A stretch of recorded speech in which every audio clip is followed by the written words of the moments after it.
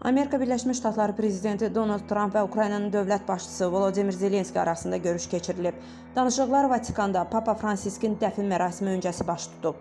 Əsas diqqət Rusiya-Ukrayna müharibəsinin gedişinə və atəşkəsə yönəldilib. Trump, Rusiya prezidenti Vladimir Putinin Kiyevə qarşı həyata keçirdiyi hücumları tənqid edib. O, dərhal sülh razılaşmasının əldə olunmasının vacibliyini vurğulayıb.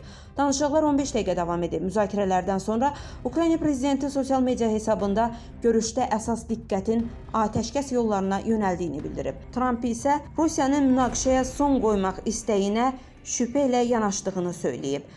Bəlkə başqa cür etməliyəm. Bankçılıq və ya ikinci dərəcəli sanksiyalar vasitəsilə hərəkət edim. Çox insan ölür. ABŞ lideri sosial şəbəkə hesabında belə yazıb. Ümumilikdə isə Zelenskinin ofisi görüşü konstruktiv. Ağ Ev isə çox məhsuldar adlandırıb.